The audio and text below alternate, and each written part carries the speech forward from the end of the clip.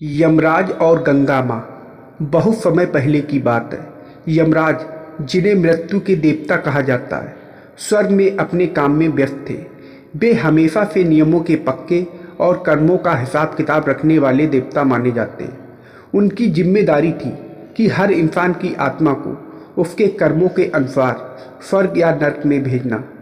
एक दिन यमराज को अचानक से एक विशेष आदेश मिला।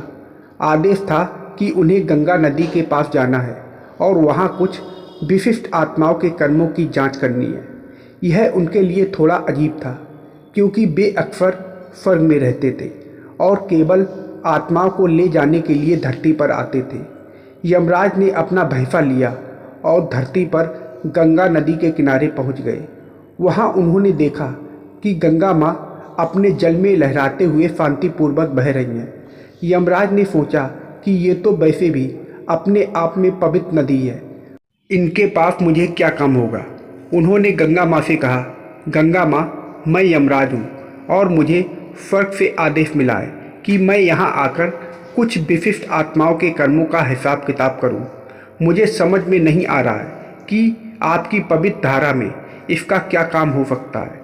गंगा माँ मुस्कुराते हुए बोली, यमराज, यह दुनिया सिर्फ अच्छे बुरे कर्मों का हिसाब रखने तक सीमित नहीं है। कभी कभी ईश्वर हमें उन आत्माओं की मदद करने भेजते हैं जिन्हें रास्ता दिखाने की ज़रूरत होती है। यह धरती उन लोगों से भरी पड़ी है जो पाप और पुण्य के बीच फंसे हुए हैं। यमराज ने ध्यान से सुना और बोले, आप क्या कहना चाहती हैं। गंगा माँ ने अपने जल में एक छवि उभारी। उसमें एक साधारण गरीब किसान दिखाई दिया जिसका नाम रामू था। रामू एक मेहनती इंसान था, पर उसने जीवन में कई कठिनाइयों का सामना किया था। गरीबी और भूख ने उसे चोरी और धोखाधड़ी जैसे छोटे मोटे अपराध करने पर मजबूर कर दिया था। परंतु उसके मन में हमेशा एक पछतावा था और जब भी वह गंगा में स्नान करता, वह अपनी गलती के लिए क्षमा मांगता। गंगा माँ ने कहा, यमराज, रामू जैसे लोग पाप और पुण्य के बीच लटके हुए हैं। उन्होंने गलतियां की हैं, परंतु वे पछता रहे हैं और अपनी गलतियों को सुधारना चाहते हैं। मैं चाहती हूँ कि ऐसे लोगों को एक अवसर दिया जाए कि वे अपनी आत्मा को शुद्ध कर सके। यमराज ने गहरी सांस लेते हुए कहा, गंगा माँ, मैं समझता हूँ कि आप इन आत्माओं को पवित्र करना चाहती हैं, परंतु मैं अपनी जिम्मेदारियों से बंधा हुआ हूँ। मुझे तो कर्मों के आधार पर ही निर्णय लेना होता है।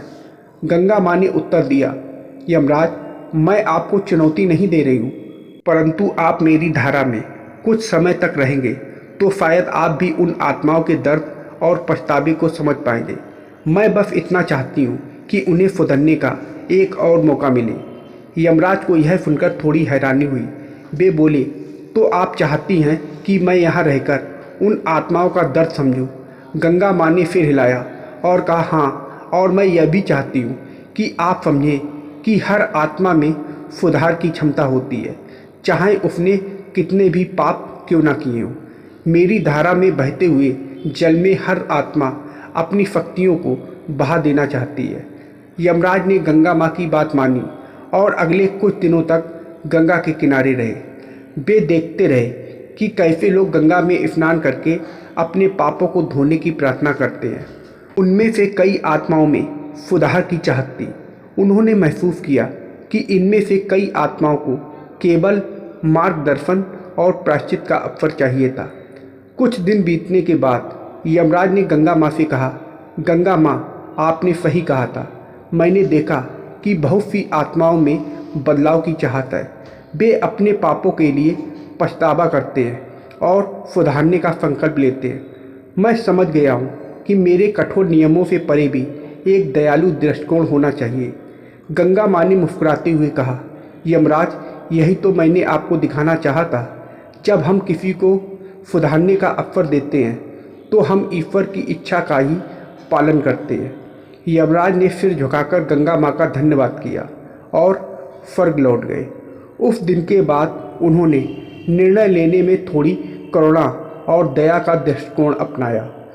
तो दोस्तों, आप लोगों को यह कहानी कैसी लगी, कमेंट करके ज़रूर बताइएगा और वीडियो को लाइक और सब्सक्राइब करना मत भूलिएगा। वीडियो को पूरा देखने के लिए आप लोगों का बहुत बहुत धन्यवाद।